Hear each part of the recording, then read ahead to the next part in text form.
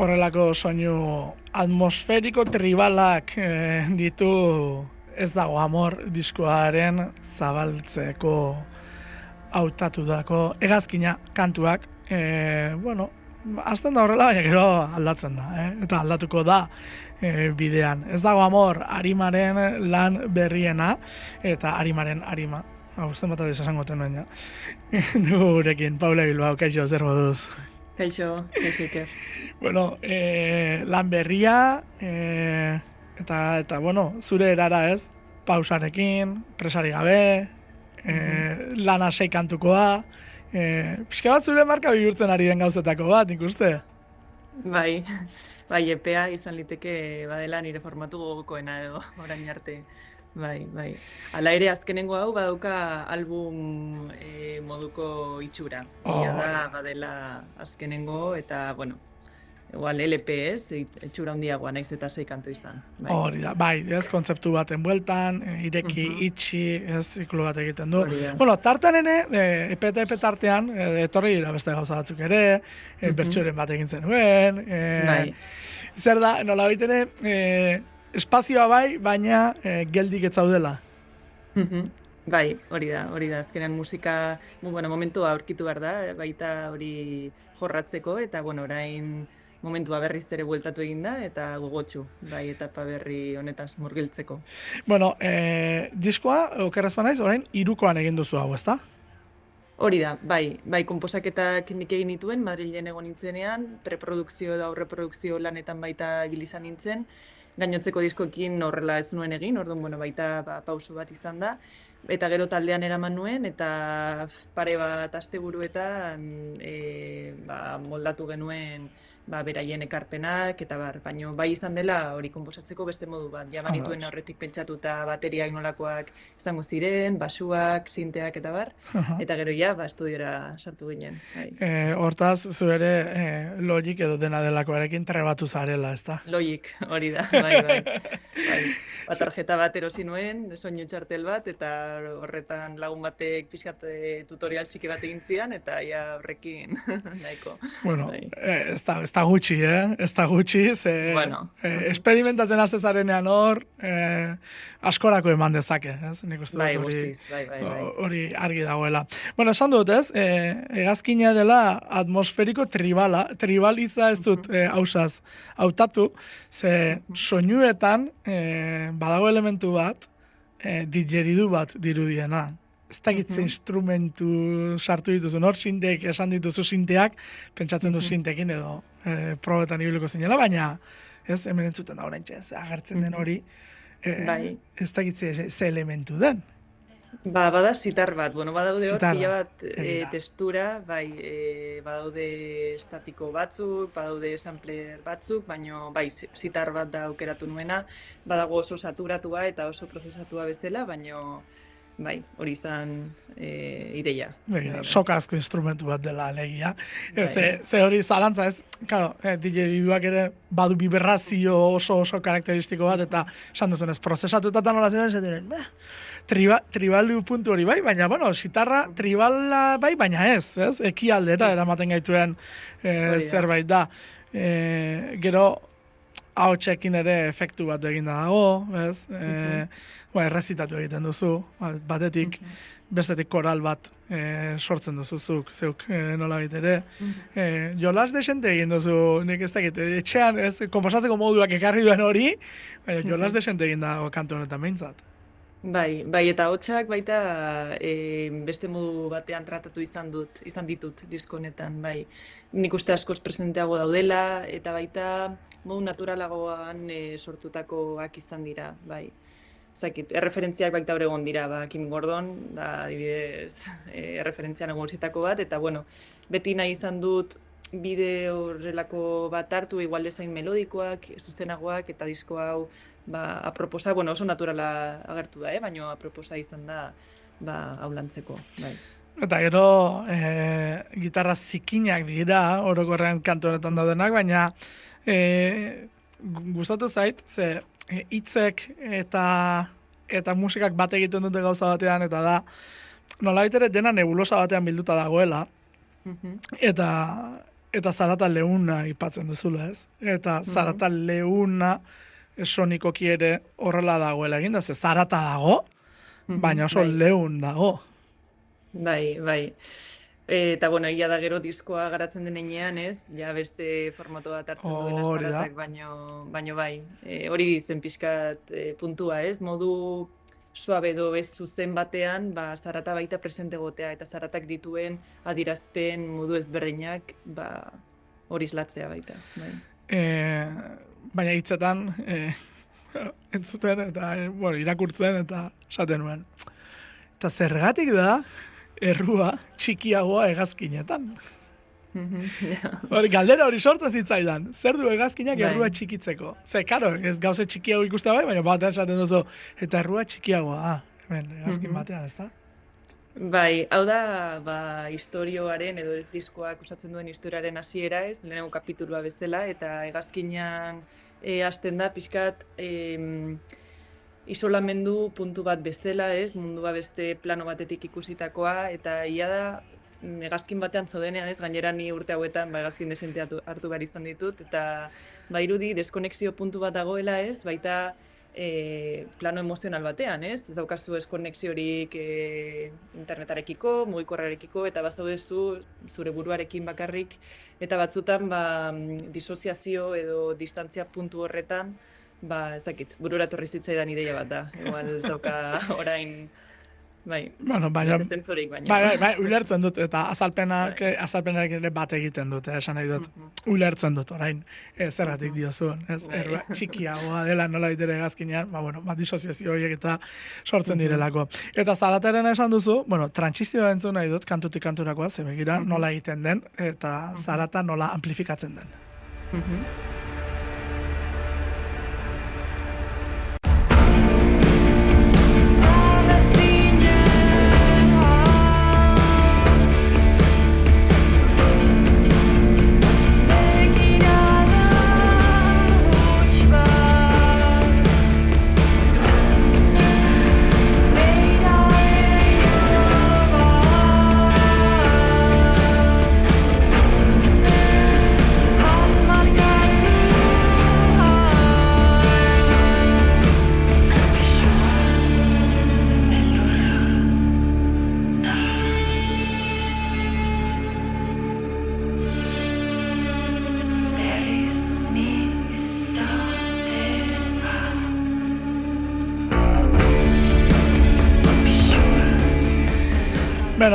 Nola ere, esango du kantu deskomprimitu bezala egiten dela, ez? Pom! Zabaldu egiten da diskoa. Karo, hau, ez dakit ala etorke duen edo ez, baina nik hau viniloan ulertu dut. Hori da, bai. Hori da berez pentsatuta dagoena, ez? Gero streaming plataformetan, bakizu beti moztu bar dela. Hala ere pentsatu genuen, diskoa track bakar batean baino, ja zaila baldin bada nolabait jendeak entzutea, igual nos pasábamos un poco. Baina horrela ulertu behar da, segidan entzuteko, ez? Ulertu behar da, ez? Horregatik nolabait ere amplifikazio hori, bum, batean ematen zaizu, kolpe bat ematen du, eta etxeko marka agertzen da. Etxeko marka diot, non grabatua dagoen, pom, kolpera, ez? Ja, konfiantza erabateko atxapekin ulertzen dut. Bai, guztizkoa, gainera proiektu hau edo disko hau proposatzerakoan beste modu batean parte hartu izan du, askoz presentago egon da, produkzio lanetan baita, eta ni baita konposatzeko modua ezberdina izan zenez, hasieratik bera egon da nolabait feedback hori ematen, konposaketan, eta kriston lujoa da ia esan txapekin lan egitea, bai. Bueno, eta hemen ja atzetik nabarituko zen batek zerbait aldatu dela, ze kantuak ze aldaketa duen, batean maiorretara pasatzen zara, sekulako argia ematen diozu kantuari, eta epizidade puntu bat hartzen du, kanta handitu egiten da, ez da, Paule? Bai, hori zan pixkat ideia, esplosio hori ez, edo aurpegian bezala jasotzea, bai. Eta bi ahotsak, esan duzu ahotsak presentzia, eta gainera nola, ez da soilik ahotsak presentzia erazten duela, baizik eta, bi ahotsetan, ez dakit, kantatzeko modua ere goxoa da, ez? ez dut esaten bezaten ez duzu negozi kantatzen, baina nolabait ere gertutasun bat edo kantu honek hurbiltasun bat sortzen du. Kolpe aurpegian esan duzu moduan bai, baina bueno, gero gertutasun bat hemenago bat sentitzen du. Ez dakit, hori bazen ideia transmititzeka. Bai, guztiz. Izan ere, hau konposatutako lehenengo abestia izan da, danak ordenean, horrela izan da, kronologikoki. Eta lehenengo abestia eta bigarrena, hegazkina eta bigarren hau, abesti bakar bat bezala konposatu nuen. Gero ia zen, moztu izan genuela, ez? Baino hori izan ideia. Eta baita baude disonantzia batzuk, gitarrak tratatzeko modua, eta ahotsetan baita badago ahots erreberberatu edo pixkat goxoago bat, eta gero fondotik bat saturatua asko jolastu izan ditugu horrelako testurekin. Bai, testurak badaude, eta da, agertzen dira, desagertzen dira, badatoz, egiten dituzue gauza desente, eta horregatik ez, zuk esan duzu ez, EP bada, baina LP moduan ulertu behar da. Eta ekoizpena ere LP baten ekoizpena ematen zaio, nolabait ere, zentzua hartzeko guztiari, ez da? Hori da, bai. Zati hau, entzungo dugu, mai horretara pasatzen dena, ze argitasun hartzen duen kantuak ikustezan, entzuleak.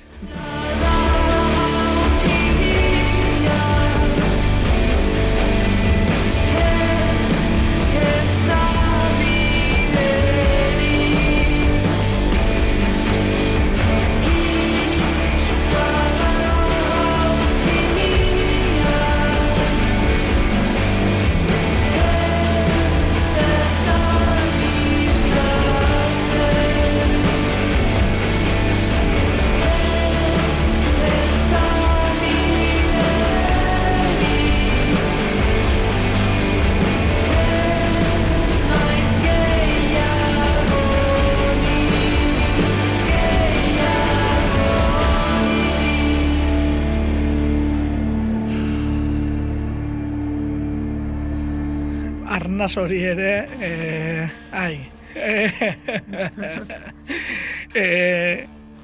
letra horrein aipatuko izut, ez, galdetuko izut, baina momentu euskor batean dagoen bati gomendatuko zenioke disko entzutea. Ze galdera zaila. Hore, psikologoa zara, hori ere galdetu behar nizun, horregatik ez.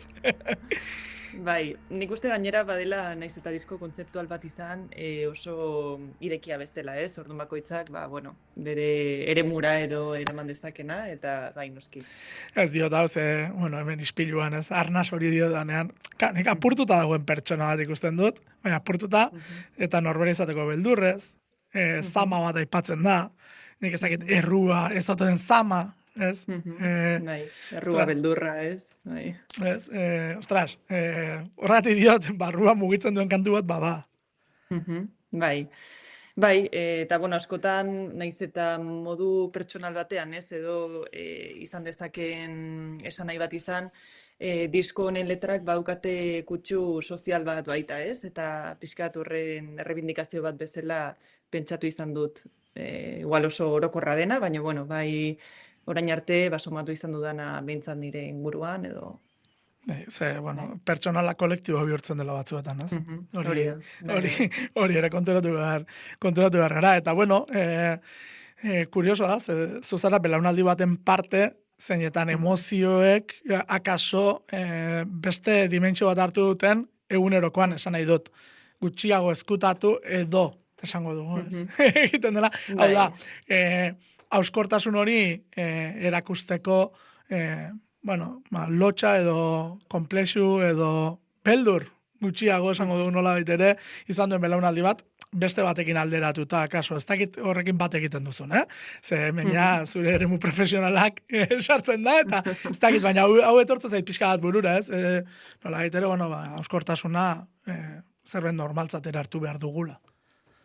Hori da, bai. Bai, eta egia da, badagoela norabait hori integratzeko modu ezberdin bat dela, adieraztekoa baita, eta batzutan inkluso, zakize puntutar arte, zaurgarritasunak adierazteko modua gehiagizkoa denez, baita batzutan gustatzen zaigu bestearen odola ikustea, eta hori baita kontuan hartu beharreko zerbait da, ez? Bai. Kontuz horrekin ere, ez da. Bai, Ze zaurgarri izatea eta ikuste ondo, baina beste gauza bada.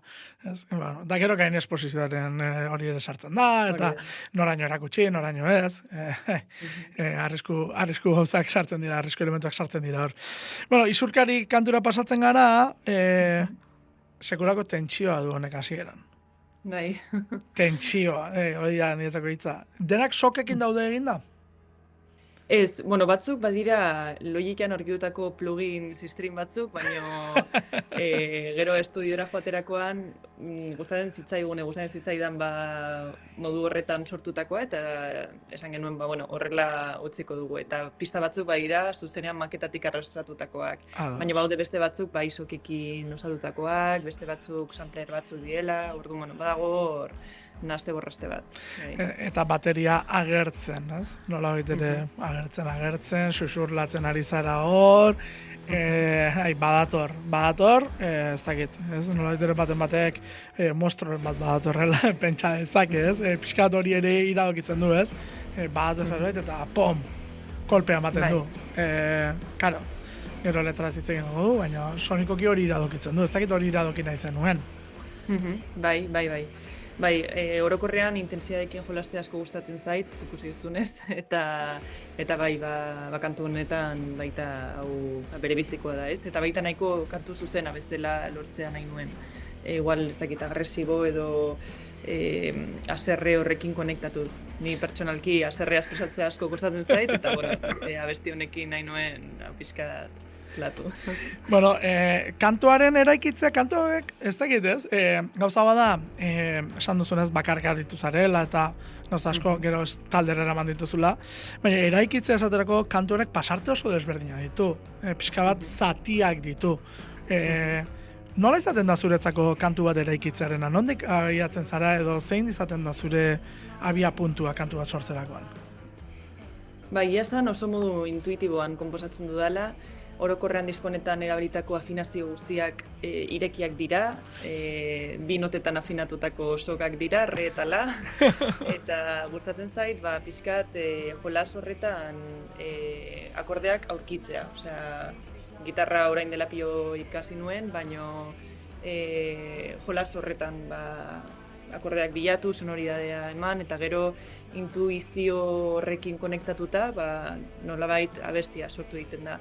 Baina da, batzutan, ez, abestiak badukatela parte ezberdinak edo paisai ezberdinak, eta bueno, horiek integratzea batzutan bai kostatu egiten zait, hori izaten da, nolabait, konposaketetan reto edo handiena.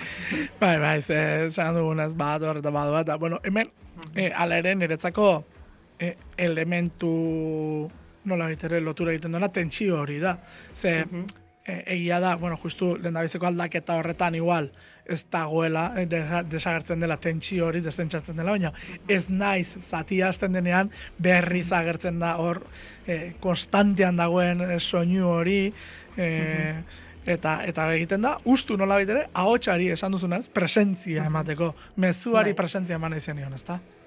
Hori da, bai. Bai, eta mezu oneri bereziki, bai. Bai, ze, bueno, hemen, galdera bat edo beste sortu zait eta batzen esaten nuena zenaz. Zuzen jokatzen soilik ikasi duena utxik sentitzen da? Galdera ona. Bai, nik uste galdera hauek oso galdera edo, bueno, gai existentzialak direla ez, eta bakoitzak aurkitu behar duela bere erantzuna bere barnean. Batzutan gonbite bat da ez, baita horretarako eta bai.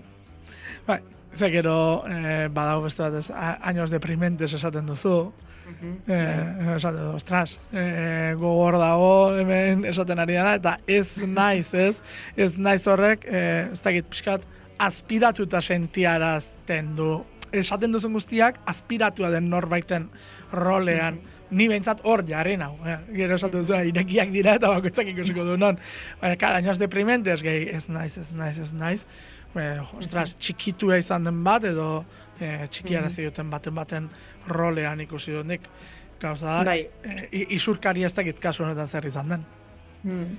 Bai, isurkaria zen pixkat, identitate edo self huts honek, ez, batzutan daukan adierazteko modua, ez, likido edo zerbait oso moldagarria bezala bihurtzea eta beste baten moldean sartzea, hori izan pixkat ideia, bai. Hau da nola ere, bueno, ez, moldarazi dutena, ez?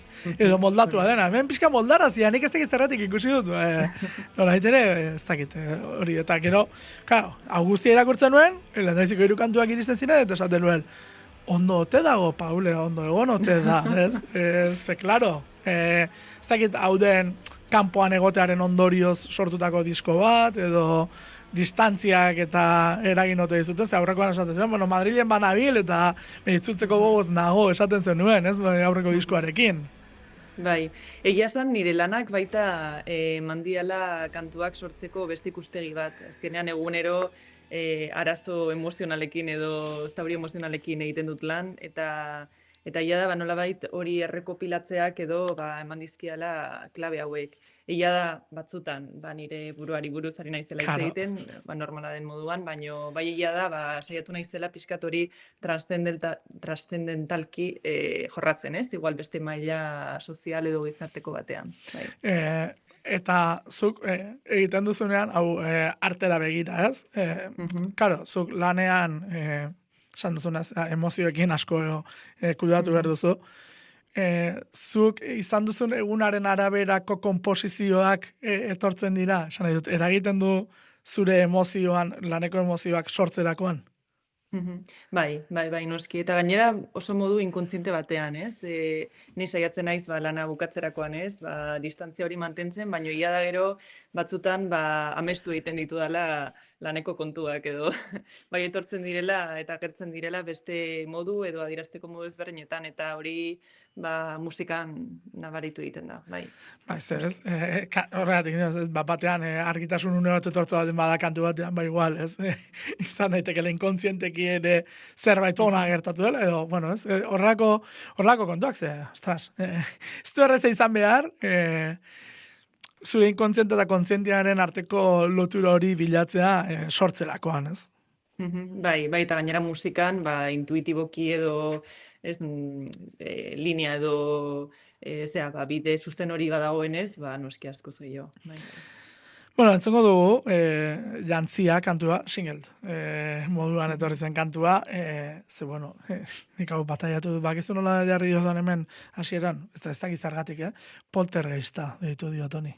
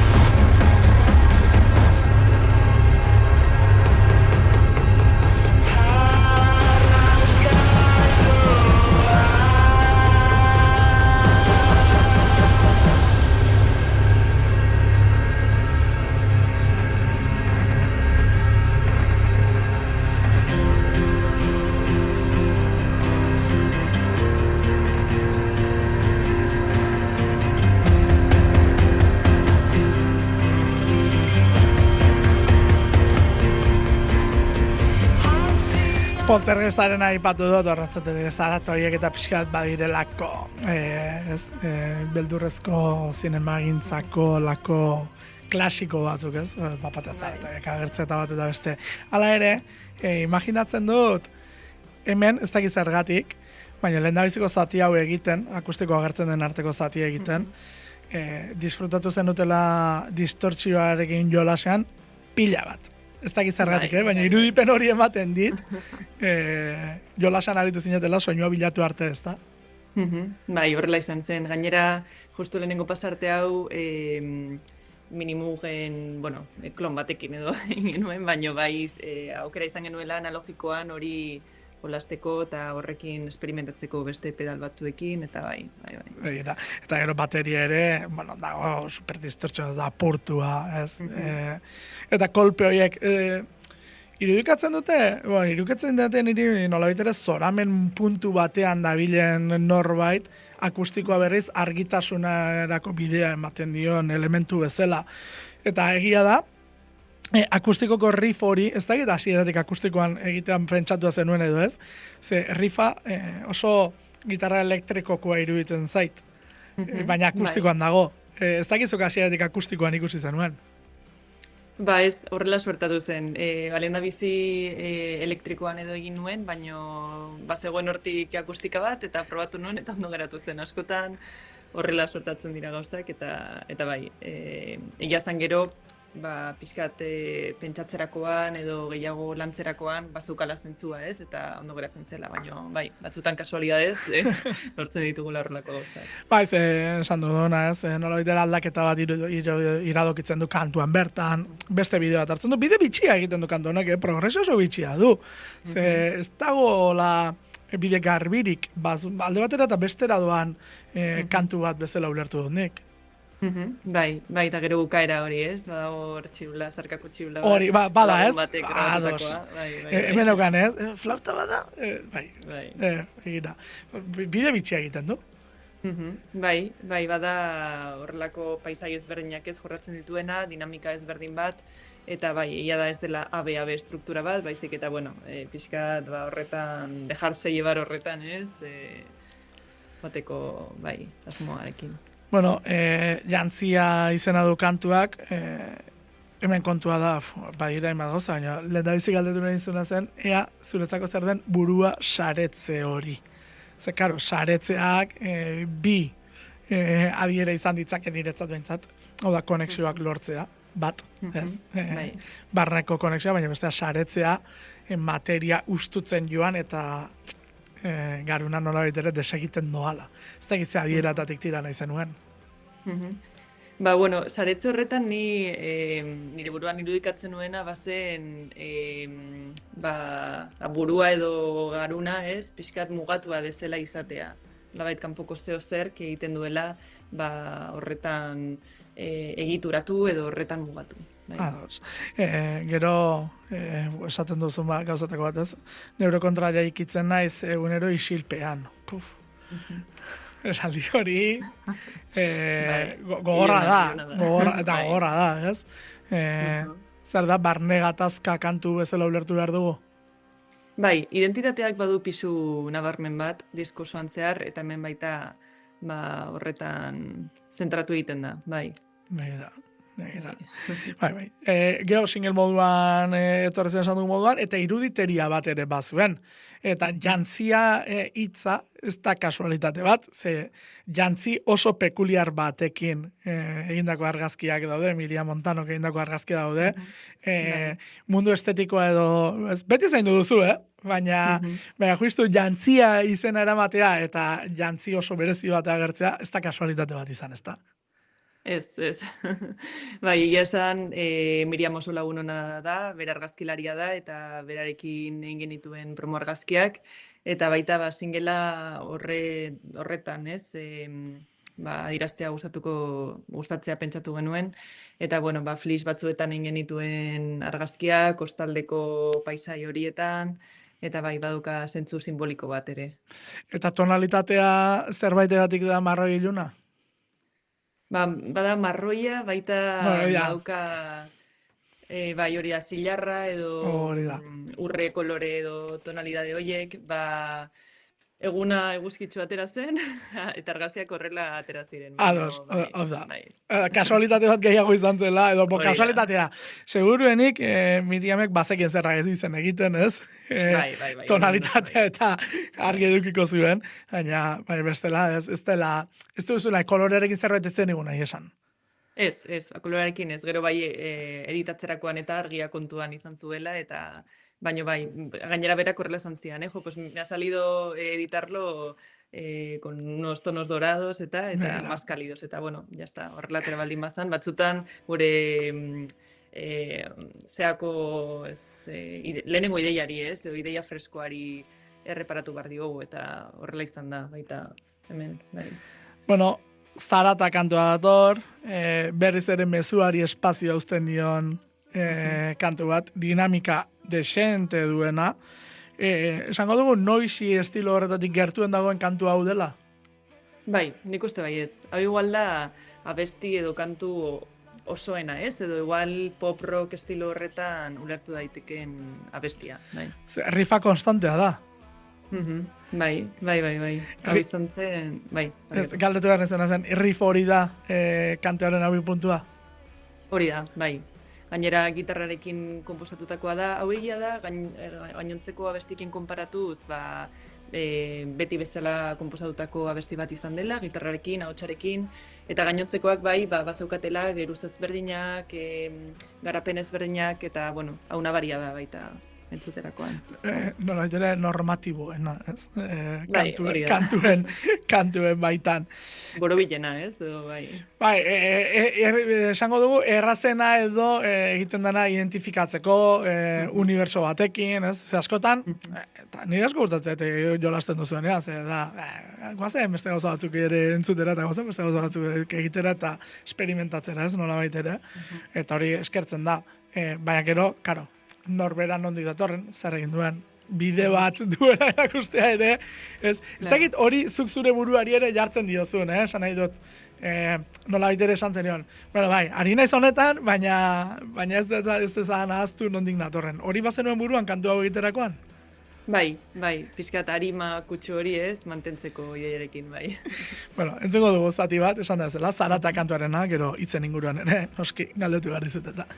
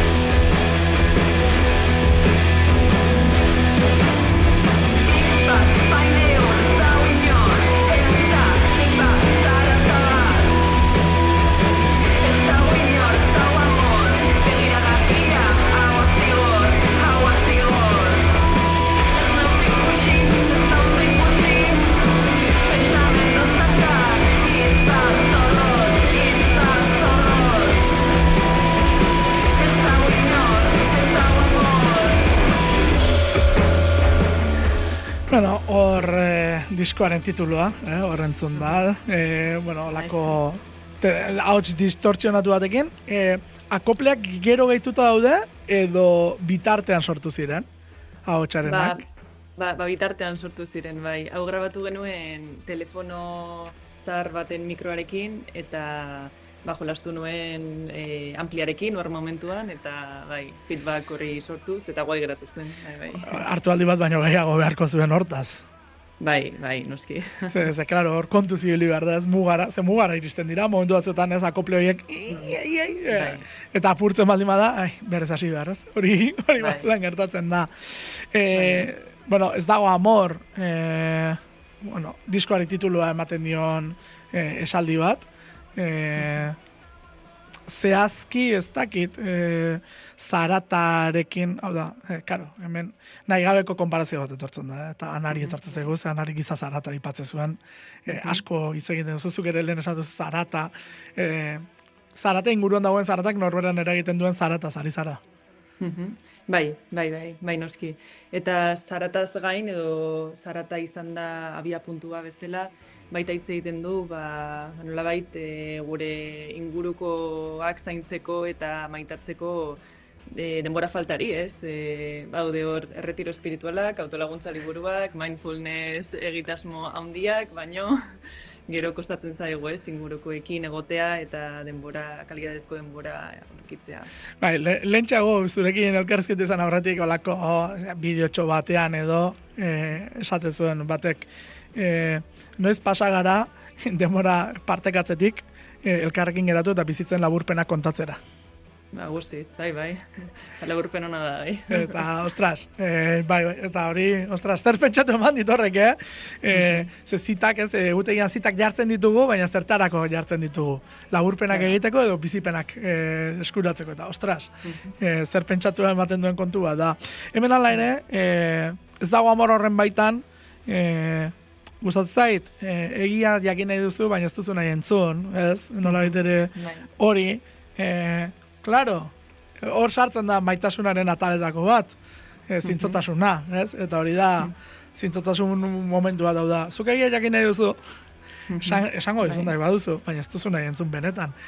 Dikotomia hori, bada, kudeatzeko norberak, erabaki zail bat askotan, ez? Oso zaila izaten dena, ez? Lagundu nahi duzu, eraberean minik ez duzu nahi egin, baina minik ez bai duzu egiten, ez duzu laguntzen. Dikotomia hori da, esaldi hori, ez da? Bai, hori da. Eta bai, batzutan honesto, ez, edo egiazkoa, ez, izate horretan, bueno, egia horrela adierazi behar da, eta kalte horri edo kalte sekundario hori, hor dagoen zer izaten da batzuetan, bai. Eta gero beste gauza diozuna, me convierto en ruido para no desaparecer, hau da, zarata bihurtzen ez desagertzeko. Hori ere oso lausoa iruditzen zait, zarata bihurtzea, karo, zein da hor zarata bihurtu dena? Zein aldetan dago, hau da, zaindua behar duena bihurtzen da zarata ez desagertzeko, edo zaintzan zegoen hori, hau da, harremaneko zaintzan zegoen hori bihurtzen da zarata ez desagertzeko, baina, karo, zarata bihurtze hori ez da zaintzari ustea ere, ostras. Bai, mi interpretazioa baita bazioan egoen talka horietatik, ez, guztiok, entzunda edo entzunak izateko beharra adierazten du eta batzutan bai afari batean, ez, edo beste kontekstu informal batean guztiok bere mezua adierazi behar dute, ez, eta askotan sortzen diren gatazkak eta borrokak beste plano batean, ez, agertzea usten dizute, eta bueno, pixkat horren isla zen, bai. Eta gero begirada hilarena. Hori dagoenean baten nabaritzen diozuenean, kontuz, ezta? Bai. Begiek transmititzen dutena eta gorputzak transmititzen duena batzutan oso potentea da, eta bai, lehen esan dudan moduan, esperientzia primitibo hori islatzen du. Eta askotan hitzei baino erreparatu behar dugula, ez? Gorputza adierazpenari eta begirada bati, ez? Segia da, zuk esan duzuna, batzutan esaten da gorputza adierazpena, baina gorputzak adierazten duena eta begiek adierazten dutena ere desberdina izan daiteke, eta... Guztiz, bai. Bueno, zure esparruan, zer esanik ez, hori guztia zaindu behar da.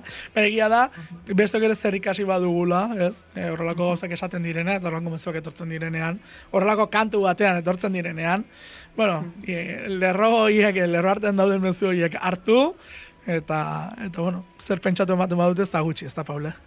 Hori da, bai, eta bakoitzak egin dezala inbarrekoa horrekin. Hausnartu edo alde batera utzi, baina behintzat hor gonbitea badago, bai.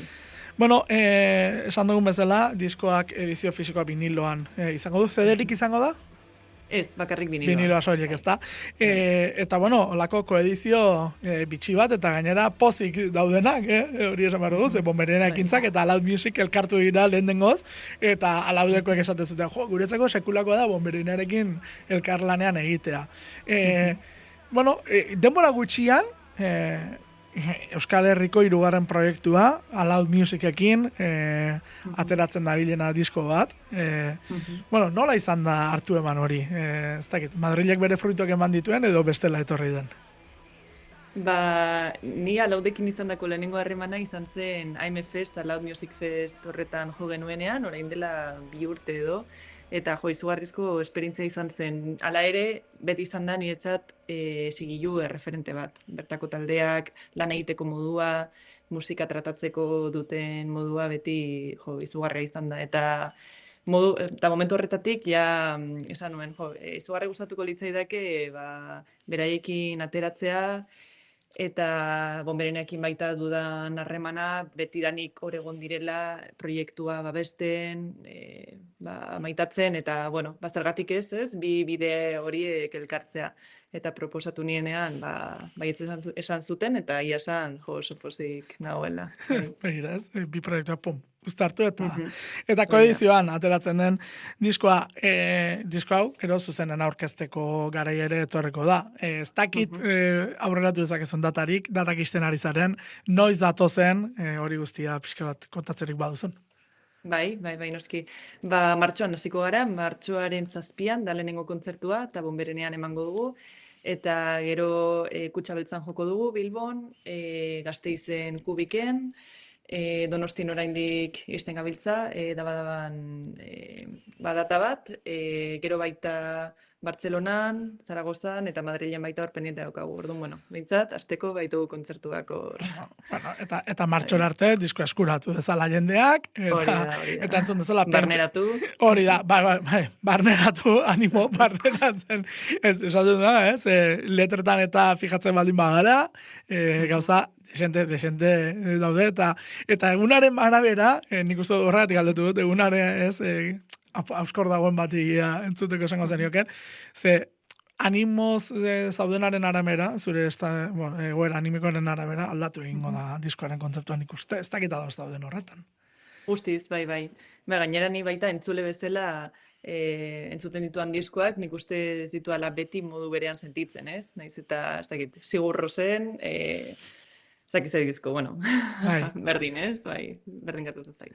Bueno, eta bitartean, pentsatzen dut, Bonberena ekintzaken estandean egongo dela Durangoko azokan hau, ezta? Hori da, bai, justu bihar kaleratuko da plataforma digitaletan, eta ja hurrengo astean Durangon egongo naiz, larun bat eta igandean, Bonbereneako estandean, eta hor egongo dira eskuragarri, eta baita online, web orrialdetan, Alaud eta Bonbereneako web orrialdetan. Bai. Eta, bueno, baten batek kantuaren zalantzaren bat badu, argituko diozu, ezta? Noski, bai. Bueno, aztarnak kantuarekin bukatzen da, sonikoki testurak esan duzu, lehen testura itzarri lezu, eta hemen ja esaten testura pila daude, soketan. Sokak digitalak dira? Ez, zuzenean grabatutakoak, eta hemen Txapek egin zuen kriston lana, hau grabatzen, eta berak grabatu zituen txeloak, eta bai, arratsalde oso batean onginen hor. Hoiekin testurak eta egin daude, eta berriz ere, letran aipatzen den Zarata Leuna sedante moduan dator, diskoa ireki eta itxi egiten da. Ez dakidana da, Zarata Leuna sedante moduan, maitasun faltari aurre egiteko behar izaten dugu. Bai, izan diteke, bai. Ze hasierako hitz bera du azkenak, soinuan ordea, begira, hau nire paranoia bat, bera esaten nuen, lehendabiziko kantuan, hegazkinean guaz, eta bidaia hori, atmosfera hori badago. Azken kantu honetan berriz, ahotsak, distortzio hori du berriz ere, efektu hori du, telefono efektu hori du, pilotoaren ahotsa etorri zen niri, eta nolabait ere hegazkineko kontrola, norezan duen hegazkin horren kontrola eskuratu duela, iruditu zait, bide honetan, ez kontrola galdu ez galdu horretan, kontrola eskuratu duen norbaiten sentsazio etorri zait. Hau nire paranoia total bat izan da, baina esaten nuen, ahotsaren efektu horrekin holako zerbait iradoki nahi ote zenuen. Kurioso da zure interpretazioa eta interesgarria, baino ez zen lehenengoko ideia izan, bai. Bai, berez, letra berdina izatearen zentzua bazen, diskoa entzun ostean, ez? Igual interpretazio ezberdinak eman aldizkiogula. Eta, horrekin harremanduta, ez? Eta aztarnak baita, bidai horren bukaera edo norbanakoan usten duen aztarna, ez? Ados. Eta azken isilunea propio dago? Azken izilunea, bai, gainera, viniloan badago Endless Groove horrelako bat, non diskoa ez da bukatzen. Badago hor loop bat bestela grabatua, zarata infinitu batekin. Orduan, baita bukle horretan sartu zaitezke, y volverte loka.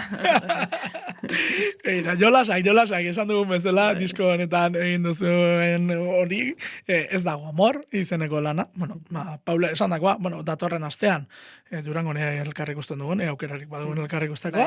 Eta bestela, kontzertuak etorreko dira, martxotik aurrera esan duzu moduan, jendeak eskuratu ezala diskoa, pazientziarekin entzun, 23 minutu dira, ez?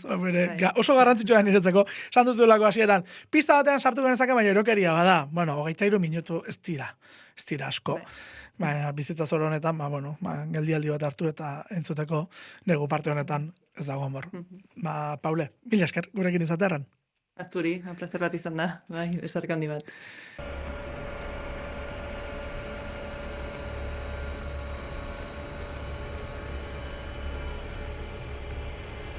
Dena, da txikia hemendik. Pertsonak, autoak, errua. Maketa huts bat.